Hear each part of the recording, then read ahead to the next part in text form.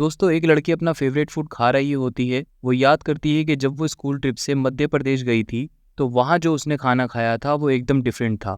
ऐसा क्यों होता है? यहाँ बात आती है वैरायटी की।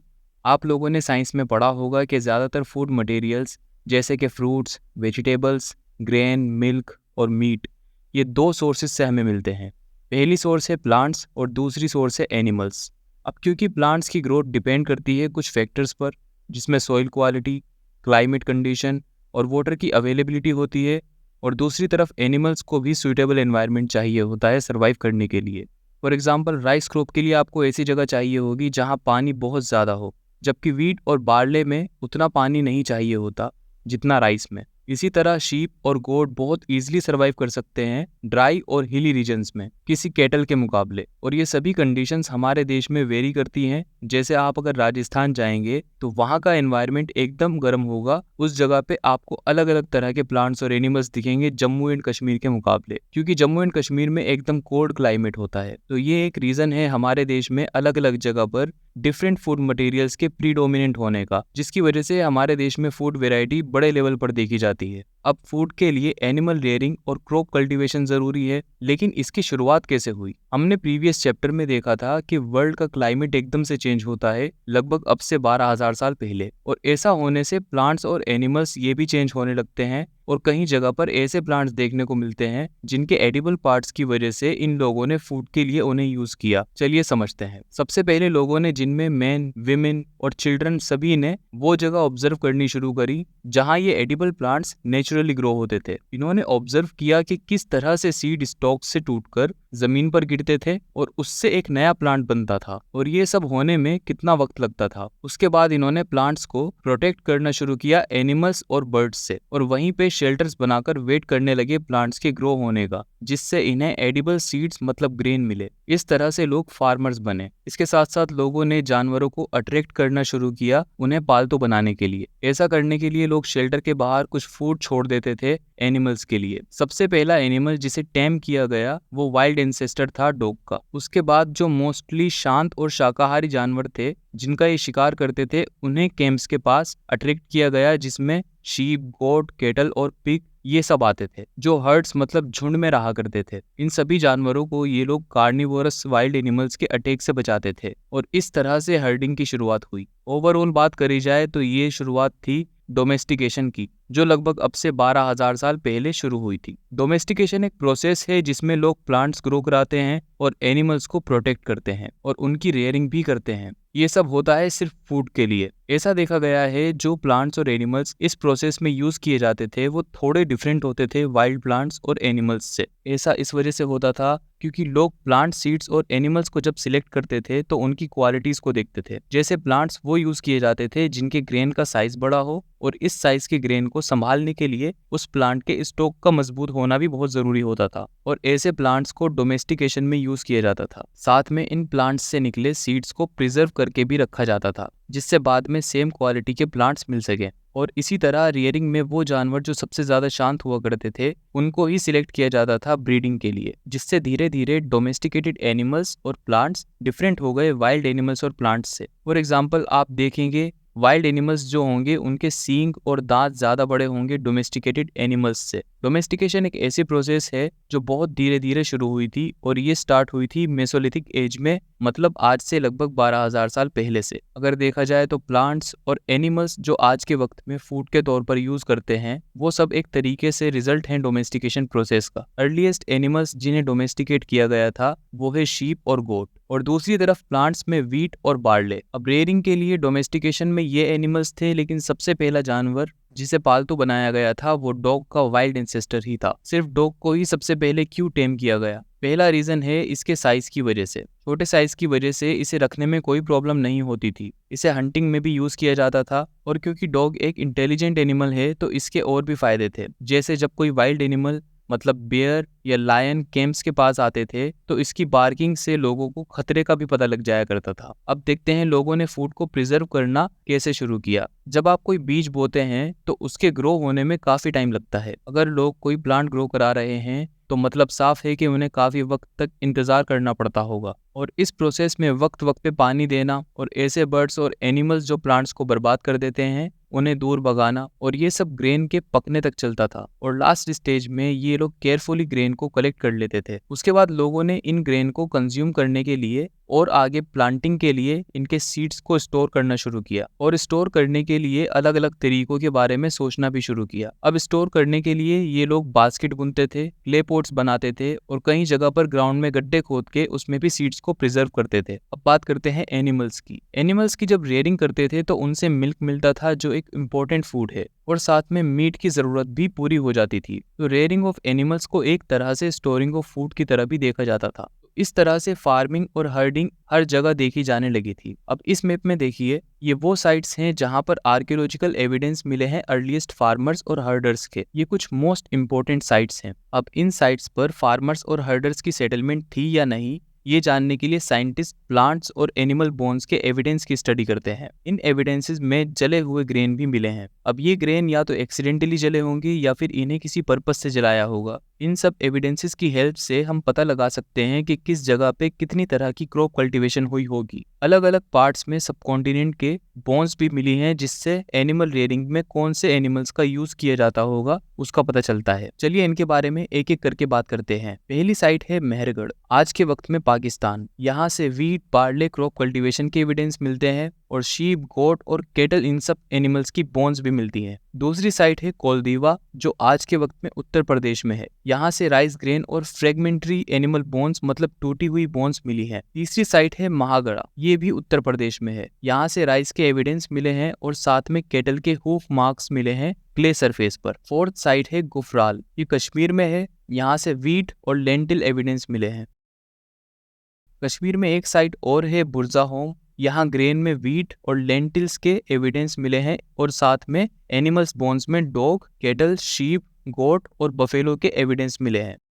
बिहार में एक साइट है चिरान नाम से, यहाँ से वीट, ग्रीन ग्राम और बार्ले के एविडेंस मिले हैं। साथ में बफेलो और ऑक्स की बोन्स भी मिले हैं। आंध्र प्रदेश में दो साइट्स हैं, जिसमें पहली है हल्लूर, जहाँ से मिलेट, कैटल, शीप, गोट और पिग के एविडेंस मिले हैं, और दूसरी साइट है पय्यमपल्ली, जहाँ से black gram, millet, cattle, sheep और पिग के एविडेंस मिले हैं। ये कुछ इंपॉर्टेंट न्यूलिथिक साइट्स थी। अब न्यूलिथिक एज में सेटलमेंट शुरू हो गई थी, मतलब लोग गांव बसाकर रहने लगे थे। यहाँ सिविलाइजेशन की बात नहीं हो रही, बस लोग विलेजेस में रहने लगे थे, क्योंकि डोमेस्टिकेशन स्टार्ट हो गई थी। तो एक जगह पर रुकने की वजह से ये लोग विलेज फ्लरिश कर रहे थे। अब यहाँ बेसिकली हम 3 साइट्स की बात करेंगे, जिसमें बुरज़ाहोम, मेहरगढ़ और दाऊजली हर्डिंग है। उससे पहले कुछ टर्म्स समझ लेते हैं, जैसे विलेज, लैंड लेवल्स और ट्राइब्स क्या होते हैं। विलेज का इंपॉर्टेंट फीचर होता है कि यहाँ मोस्टली लोग फूड प्रोडक्शन में एंगेज होते हैं, जिसमें डोमेस्टिकेशन सबसे इंपॉर्टेंट रोल प्ले करता है। अब लेवल्स को देखते हैं। जब आर्कियोलॉजिस्ट एक्सकेवेट करते हैं किसी भी साइट को, तो उस साइट की कुछ लेयर्स होती हैं, जिन्हें लेवल्स में डिफाइन किया जाता है।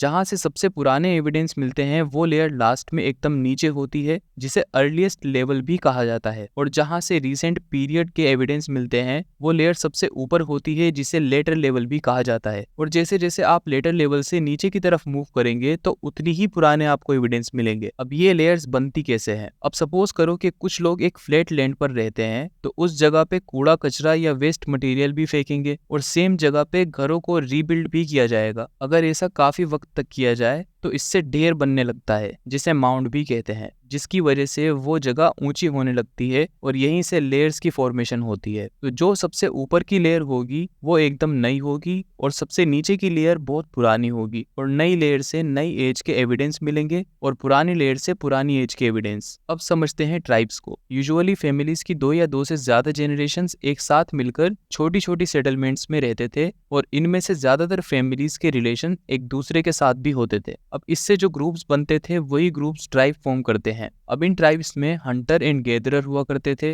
फार्मर्स, हर्डर्स और फिशरमैन भी होते थे। ट्राइब्स में विमेन मोस्टली एग्रीकल्चरल वर्क करती थी, जिसमें वो बीज बोने से लेकर हार्वेस्टिंग तक के काम किया करती थी। बच्चे मोस्टली जानवरों के छोटे छोटे फ्लॉक्स मतलब झुंड का ख्याल रखते थे, और मेन यूजुअली पास्चर के लिए लैंड ढूंढा करते थे, मतलब ग्रास लैंड। जानवरों की सफाई का काम और मिल्किंग ये मैन एंड विमेन दोनों मिलकर किया करते थे। साथ में पोट्स, टूल्स, हट्स और बास्केट बनाने का काम भी पुरुष और महिलाएं मिलकर किया करते थे। ट्राइब्स में लीडर्स उन लोगों को बनाया जाता था जो या तो ओल्ड एंड एक्सपीरियंस हुआ करते थे या फिर यंग एंड ब्रेव वॉरियर्स हुआ करते थे। कभी कभी प्रीस्ट को भी ये स्टेटस मिलता था। ओल्ड विमेन को उनके एक्सपीरियंस और विजडम के लिए हाईली रिस्पेक्टेड माना जाता था ट्राइब्स में। ट्राइब्स के लोगों के कुछ कल्चरल ट्रेडिशंस हुआ करते थे जिसमें लैंग्वेज, म्यूजिक, स्टोरीज और पेंटिंग्स आती हैं, और साथ में इन लोगों का विश्वास भगवान और देवियों में भी था। ट्राइब्स में कोई वेल्थ को लेके लोगों में ज्यादा डिफरेंस नहीं होते थे, मतलब अमीर गरीब वाला कॉन्सेप्ट नहीं था। सारी रिसोर्सेज को इक्वली शेयर किया जाता था, चाहे वो लैंड हो, फॉरेस्ट हो या फिर ग्रासलैंड और पानी हो। तो ये कुछ बेसिक टर्म्स थी जिनका यूज आगे के चैप्टर्स में भी होगा।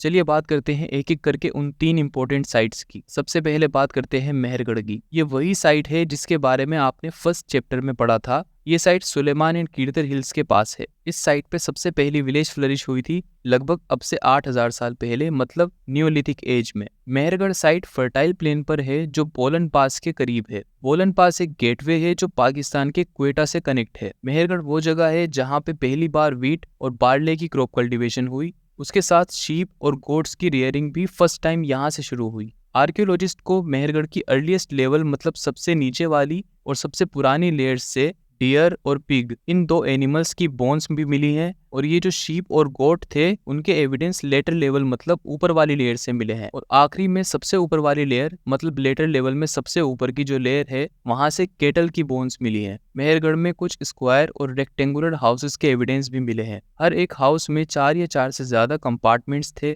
जिन्हें माना जाता है कि स्टोरेज के तौर पर यूज किया जाता होगा। मेहरगढ़ में कुछ बेरियल साइट्स भी मिली हैं, मतलब कब्रिस्तान कह सकते हो। हिस्टोरियंस का कहना है कि यहाँ पे रहने वाले लोगों का मानना था कि मरने के बाद एक और दुनिया में जाना है, और इसलिए जब कोई मरता था तो उसके मरने के बाद ये लोग उस डेड बॉडी के साथ गोट्स को भी दफन करते थे फूड के तौर पर। बात करते हैं बुर्जा होम की। इस जगह पे हट्स और पिट हाउसेस के ट्रेसेस मिले हैं। यहाँ लोग ग्राउंड में बहुत बड़ा गड्ढा करके उसको एक हाउस की शक्ल देते थे, जिसमें नीचे जाने के लिए सीढ़ियां भी होती थी। हिस्टोरियंस का मानना है कि ये घर कोल्ड वेदर के लिए बहुत अच्छे शेल्टर्स हुआ करते थे। अब कुछ हट्स भी यहाँ मिली हैं जिनके बाहर और उनके अंदर दोनों जगह पे कुकिंग हार्थ, मतलब भट्टी मिली है। अब इसमें भी ये माना जाता है कि लोग वेदर के अकॉर्डिंग डिसाइड करते थे कि खाना बाहर बनाना है या घर के अंदर। मतलब कोल्ड वेदर है तो खाना घर के अंदर बनेगा, और अगर हॉट वेदर है तो खाना घर के बाहर। अब देखते हैं दाऊजली हडिंग। ये साइट हिली रीजन्स में है, ब्रह्मपुत्र वैली के पास। यहाँ एक रूट भी है जो चाइना और म्यांमार से कनेक्ट है।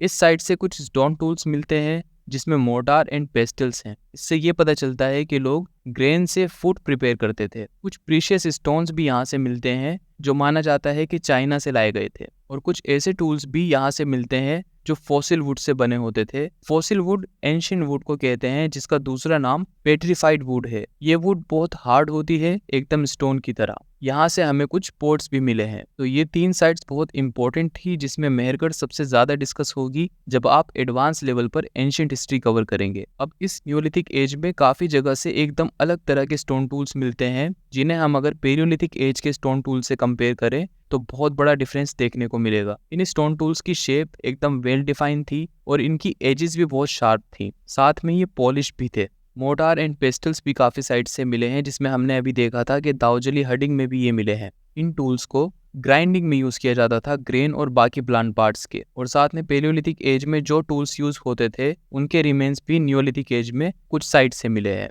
जिसमें कुछ टूल्स बोन्स के भी थे। काफी तरह के डेकोरेटेड अर्थन पोट्स, मतलब मटके भी मिले हैं जो प्रोबेबली चीजों को स्टोर करने के लिए यूज किए जाते होंगे। बाद में कुछ पोट्स कुकिंग में भी यूज किए जाने लगे थे। इन सब चीजों के चलते लोगों ने वीविंग की शुरुआत भी कर दी थी अलग अलग मटेरियल्स से। इसका मतलब है फाइबर कलेक्शन भी इस एज में शुरू हो गया था, जिसके लिए कॉटन भी उगाई जाने लगी होगी। आपने फर्स्ट चैप्टर में देखा कि लोग पेलियोलिथिक एज में हंटिंग किया करते थे और साथ में प्लांट प्रोड्यूस भी कलेक्ट करते थे और एक जगह से दूसरी जगह मूव करते थे। फिर सेकंड चैप्टर में आपने देखा मेसोलिथिक एज में एनवायरनमेंट चेंज होने से लोगों की जिंदगी पर क्या असर पड़ा, और अब न्योलिथिक एज में आपने देखा कि लोगों की जिंदगी किस तरह से फार्मिंग की तरफ शिफ्ट हुई और लोगों ने विलेजेस फ्लरिश किए। तो ये चेंजेस धीरे धीरे आए हैं लोगों में। कुछ लोग कम्प्लीटली शिफ्ट हो गए तो कुछ जगह पे लोग हंटर एंड गैदरर ही रहे, और कुछ जगह पे लोगों ने सीजन्स के हिसाब से डिफरेंट एक्टिविटीज को कंबाइन कर दिया। तो दोस्तों ये था सेकंड चैप्टर कंप्लीट। जो पुरानी एनसीईआरटी है उसके अंदर ये थर्ड चैप्टर के नाम से है,